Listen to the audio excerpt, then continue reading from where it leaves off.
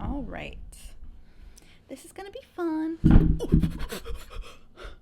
They ask you how you are, you just have to say that you're fine when you're not really fine, but you just can't. Here's my drink for today. There's a little W on it because all I do is win. Win, win, no matter what. Got money on my mind. I ain't never given up. And when I step up in the building, everybody's hands go up. And they stay there. Guys, I never thought I'd be starting a video this way, but thank you to NetGalley for no, I'm just kidding. Thank you to NetGalley for providing me with an advanced reader copy of the book I'm going to talk about today. When I was starting my YouTube channel, I was like, okay, what are all the YouTube people doing? Like, what are the booktubers of the world doing? Like, how do I be in the game, if you know what I mean? So essentially, on NetGalley, publishers will put out advanced reader copies. Typically, like, if you can get like a digital advanced reader copy, or you can get like physical paper copies of them. I don't know if NetGalley also provides those, but I got a digital reader copy. And so publishers will like kind of open themselves up to send those out to influencers, journalists, and like certain people in the industry. They will send out advanced readers why can't I say that word? Advanced reader copies. This is not looking good. Why can't I say that? Anyway, they will send out the ARCs, advanced reader copies of specific books that have yet to come out, as you know, and people will, request them, and they will choose who they send them out to, and then in exchange, those people will leave a review. So back in about March, I was thinking about, I was trying to plan.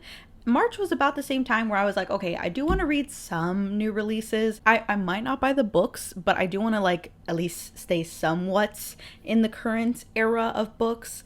So I was thinking about getting ARCs of the books that I wanted to read. So I had requested a few of them, and I really wasn't expecting much because I'm a pretty small YouTube channel. I'm definitely not like an influencer. A few of the books that I requested did not go through. Sad, but one of them did, and it's for the following book that I'm talking about today. This book that I read is called The White Guy Dies First, and let me tell you about it. So, The White Guy Dies First is a collection of short stories from 13 various authors of color. So, as you may or may not be able to tell by the title of the book, it's essentially supposed to be a play on a trope in film and specifically media where Black characters in horror movies are typically the ones that will die first. Now, there will be plenty of people that argue that that trope is not actually true because it's very hyperbolic. It's a generalization when people say the Black guy always dies first. Of course, that's not the case all of the time, but it defines a specific trope in horror films where typically if there is a Black character and or a person of color, they will die first, which in my personal opinion, I think the trope, and when people kind of bring it up,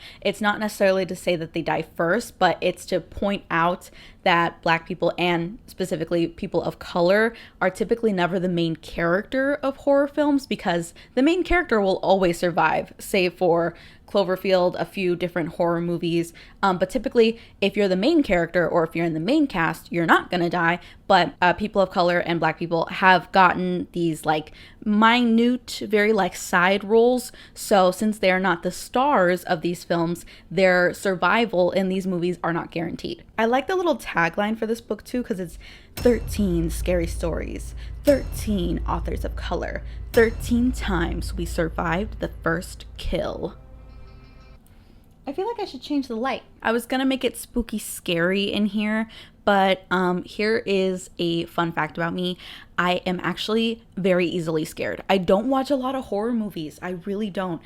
If you've ever heard of the movie Us by Jordan Peele, I'm not even gonna put up the movie poster because I don't wanna look at it while I'm editing. But just so you know, that movie exists. I had nightmares from the trailer. I have never watched the movie. The trailer scared me so bad, I couldn't watch it. And I love Lupita Nyong'o. She is an amazing actress. Cannot watch that movie.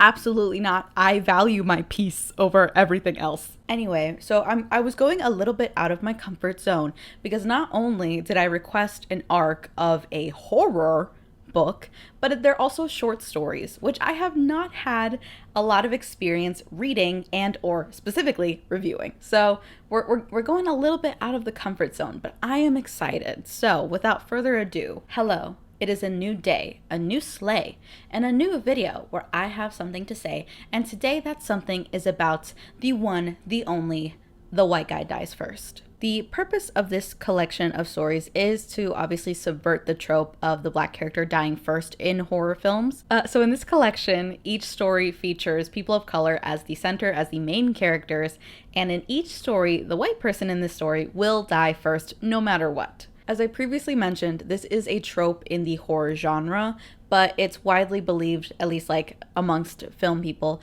that it's not actually true. And again, as I mentioned, it's because it's a generalization. So people's argument is like, well, they don't always die first. And it's like, well, yeah, for sure. And again, I think people's discussion of that trope is mainly just to point out that black people and people of color are very rarely the main characters in horror films, because typically in horror, the main character or the main cast will always survive until the end. There are some exceptions, but typically they'll always survive. So I think it's this discussion, this phenomena, if you will, is mainly to point out that very rarely will Hollywood have people of color in leading roles, and therefore their survival in these horror films is not guaranteed. And it goes hand in hand with a lot of tropes of having a person of color as like the main character's best friend that gives all this life advice and helps them go about their journey and is like the guide or whatever. Think of like Madame Zeroni in what's that movie called? Holes. So there's a lot of compounding stuff, but it essentially, this discussion and the purpose of this book is to specifically highlight that people of color are so very rarely the main characters of the horror genre. I watched a lot of fantastic videos about it, so I will be putting some links to those because they were very informative. As I mentioned, I don't watch a lot of horror. I don't consume a lot of horror. I'm a bit of a scaredy cat, if you will. Even though I didn't, oh my God, this battery. Dude, I've only had it on for like 20 minutes. Horror, genre, movies. I remember what I was talking about now. Okay, but one of the horror movies that I did watch recently, well, actually, I take it back. I gaslit myself into thinking that I watched it, but I just watched so many reviews and analyses of it that I convinced myself I watched the movie. I have not watched the movie, but it was Get Out, which I'm realizing in a Midwestern accent, I'm not pronouncing it correctly. Get Out. There are T's at the end of that word. Get Out was filmed by Jordan Peele, who we now recognize as a very influential filmmaker in the horror genre. And in books, I don't know if you'll remember, hopefully you did watch my review of Ace of Spades. Ace of Spades is like the book equivalent of Get Out, and they have like a lot of similar themes and messages. But that movie was super influential in the horror genre. Researching for this video forced me to go onto the film bro side of the internet, which I didn't particularly enjoy, but it was informative. Nothing against film bros, but I don't want to be convinced that Pulp Fiction is a good movie. So I thoroughly enjoyed Get Out. Even though I didn't watch it, I enjoyed watching the analyses that people were posting on the internet because it was so very heavily layered and it had a lot of very good messaging in the movie, which I realized wasn't just unique to Get Out, but to the horror genre as a whole. So there are a ton of people that will talk about this in a much better way and much more in-depth way than I'm going to, but I want to briefly talk about horror and queerness. A lot of the horror stories that are in The White Guy Dies First feature body horror, and body horror is a specific subset of the horror genre that a lot of people in a modern day interpretation of the genre will say has a lot of themes that are familiar with transgender and in general queerness and gender identities. So one of the stories that I'll talk about right now in The White Guy Dies First is called, it was actually one of my favorites, even though I like the descriptions of the body horror in this story were explicit, to say the least. So in this collection, there is a story called Break Through Our Skin by Nassim Jimnia, and this story essentially focuses around our main character, Fars, who is non-binary. They're working as like an intern for a professor at U of Chicago.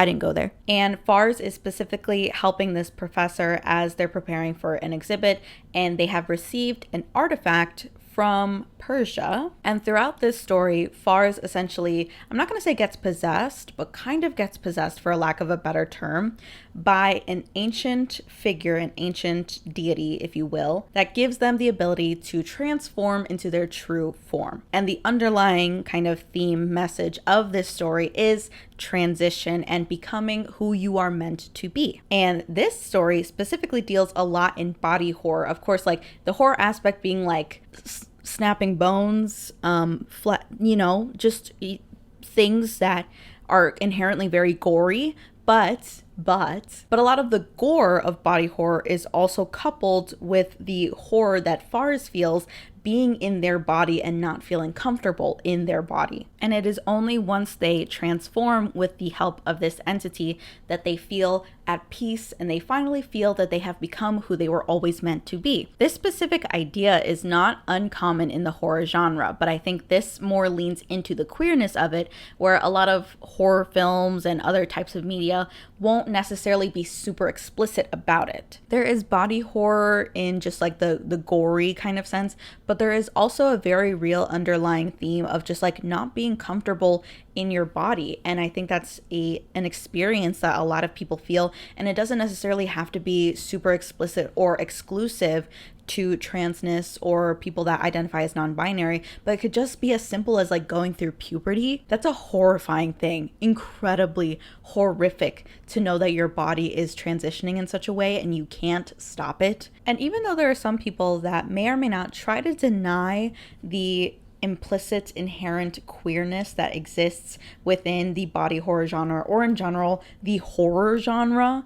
I think like overall, horror typically plays on the fears that we have in our day-to-day lives, but blown up to extreme proportions. For example, the horror movie It Follows is very widely recognized to be a movie based on the fears of catching STIs. Another horror movie that I particularly liked was Candyman, which talks a lot about gentrification, specifically the gentrification of Cabrini Green in Chicago. Zombie movies, especially post-2020, you can talk about the fears of like global pandemics or just illness in general. Oh, the Purge movies, which you can argue are films that talk about the failure of government to protect its citizens. But yeah, like it's undeniable that horror as a genre has a lot of themes that reflect the fears that we have in our day-to-day lives, even like home invasion, like just in general, the fear of like not feeling safe in the place that you're supposed to feel the most safe, which is your home.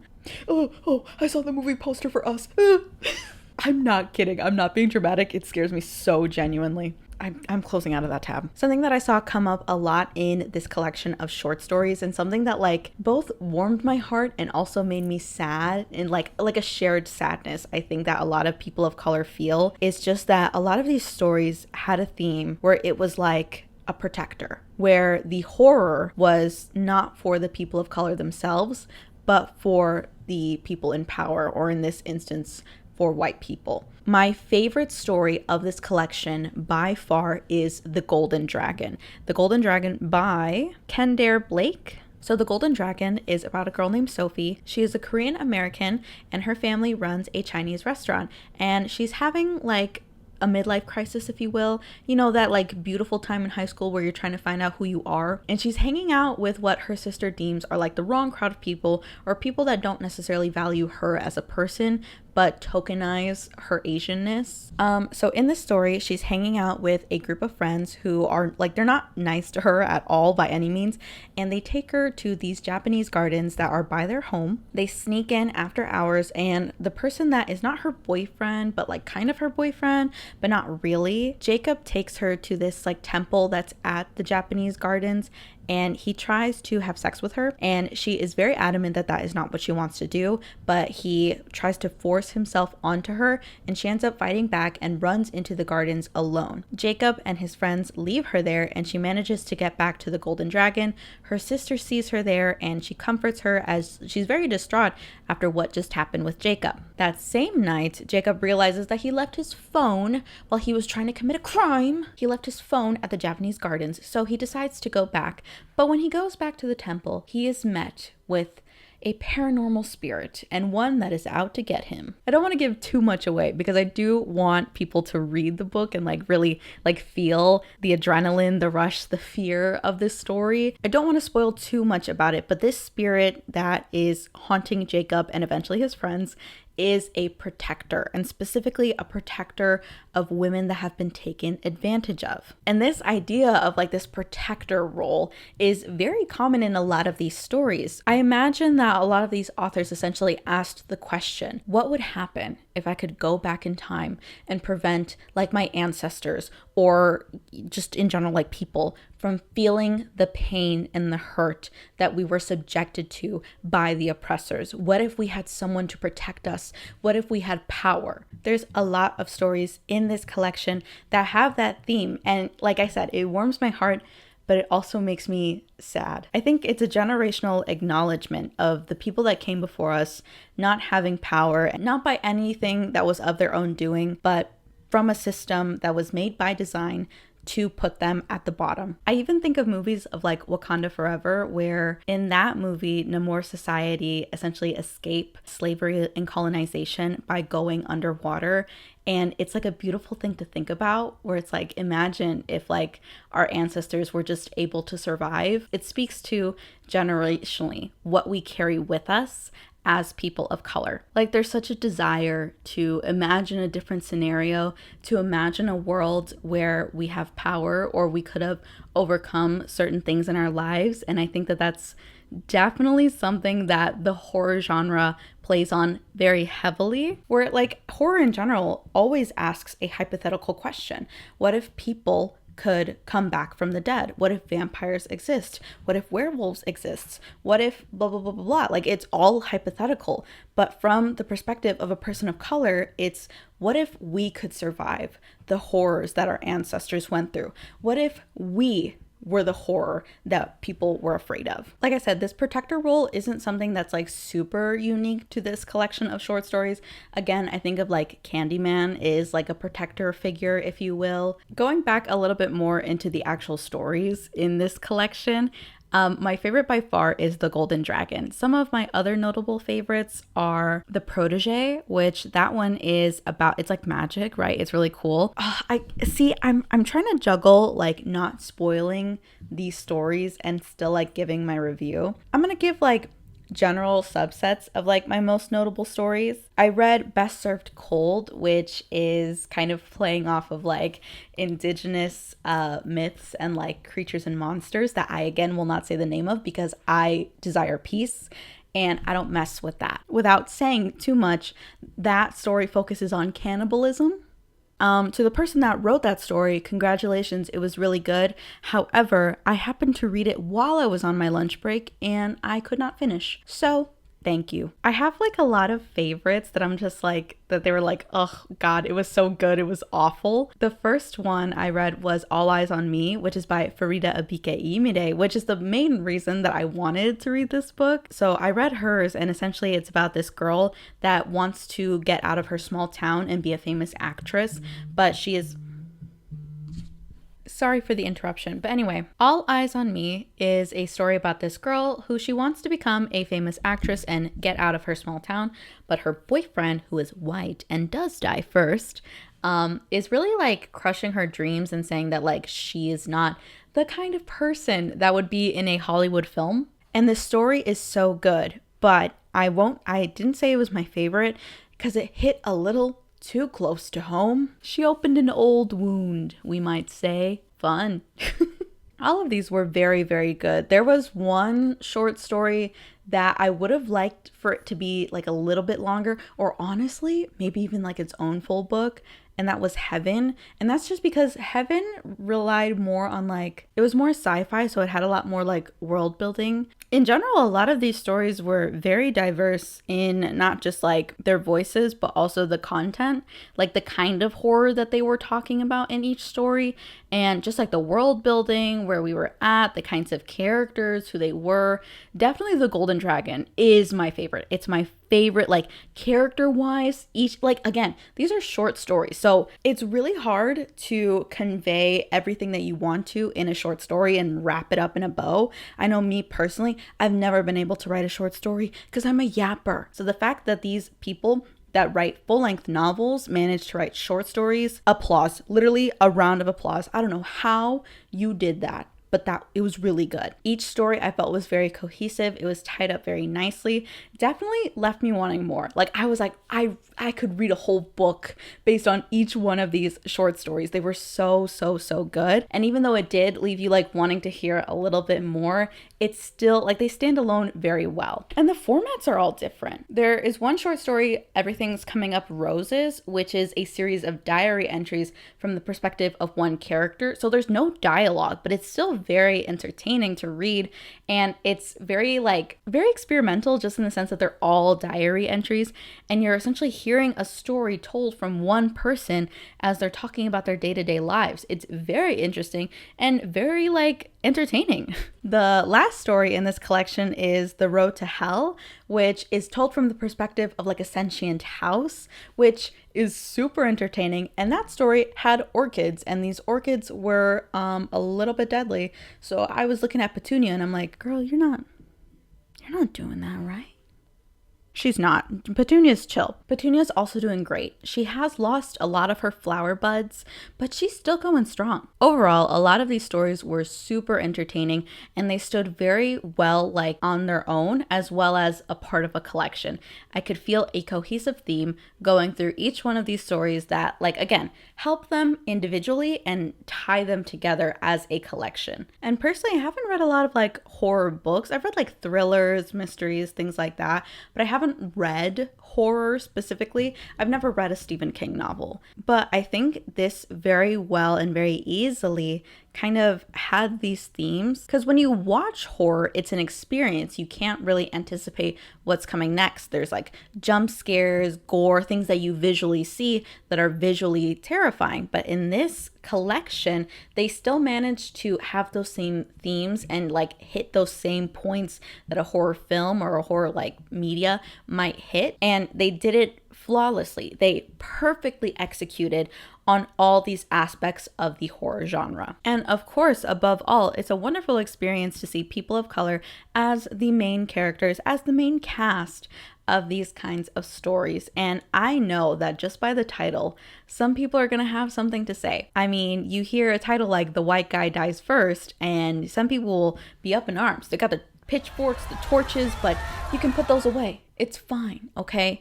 Let us have this little collection. Let us have these stories of fear and power. The horror genre has always had a message to tell. The horror genre has always been inherently very political in the kind of messages that it delivers to the audience. So, The White Guy Dies First is a perfect addition to the horror genre. Again, I don't want to say too much because I want everyone to enjoy the book. I don't want to spoil anything. It's really amazing. I felt that this collection was very well curated. Again, each story is inherently very diverse in the method, the writing style, the characters, the points of view. Everything is just so perfect. There is a story in this collection for everyone, no matter who you are, no matter what kind of horror that you like, you will find something you'll enjoy in this collection, without a doubt. And even if you're not a horror fanatic like myself, I'm not a horror fanatic. I really enjoyed reading all these stories because it's not just about the gore, the horror, the jump scares, or whatever. It's also about the themes and the messages that go along with them. The horrors of our day-to-day lives, the things that we face every single day, just existing as people of color, as women, as men, as anyone. You will find yourself identified in this book no matter what. I give this a 5 out of 5, easy peasy lemon squeezy. This is definitely one of my favorite reads of the year. I definitely got a little experimental. This isn't something that I have read before, and I really enjoyed it. I definitely I want more, always and always. I want to hear more about each of these stories, about the characters, but I was content after finishing this book, and I felt that everything was wrapped up very nicely. So even though I selfishly want to hear more from each of these characters and each of these stories, I know that it's okay if I don't. There's like so many things like encapsulated in this collection, and I will give all my I will give all my praise to Terry J. Benton-Walker for curating this collection, because again, I think that these like harmonize very well together, and they address a lot of different like aspects of the horror genre, as well as like just different themes and messages. Some of these stories are hopeful, some of them are not. Some of these feature the plights of queer people, non-queer people, people of color, like everything. Every single thing you can ever imagine is packed into this collection, and it's beautiful. A work of art, truly. For my first endeavor into diversifying my bookshelf and my tastes, I think we did rather well. This was an amazing collection. And honestly, so there's like a subplot in this book where the epilogue and the beginning, the introduction, the subplot, because there's a subplot to these short stories, and it's of a film director that produced 13 short films, horror short films, in which the white actor dies, and then those white actors also die IRL in this book. And then supposedly these short stories are like based on real paranormal accounts. So in theory, maybe, potentially, there's a possibility that a film person picks up this book and is like, oh, we can definitely make this into 13 separate horror short films. And all I'm gonna say is that if that happens, I will happily contribute myself as a casualty in the horror films. I'm not a good actress, but I think I can like pretend to die on camera. At the very least, I could be a side character. Maybe we can add like a 14th short story where like the YouTuber that's discovering and like talking about this phenomena, about the 13, also gets like into the film and stuff. And I could be that person. I'm just kidding. I'm actually a famously very bad actress. I tried out for like my school plays and musicals. Awful. I did really bad. But I would love to see if someone took this collection and actually made it into short films. They would be so good. They would eat every single time. And in some cases, as in Best Served Cold, literally eat. Anyway, with that being said, I think that's the end of the video. I know it's kind of short. I know I didn't say like too much, but again, that's because I really want to encourage everyone to go out and read the book. It's so good. If you want to learn more about the horror genre and specifically people of color in horror, you can watch a million videos. I'll link some of the ones that I watched personally that kind of informed this video, so feel free to check those people out. Check out all the authors that contributed to this collection. I'll put their names on screen. I'll have it like scrolling through because there are quite a bit of them. Please be sure to check all of these people out. I also love the cover, kind of side note.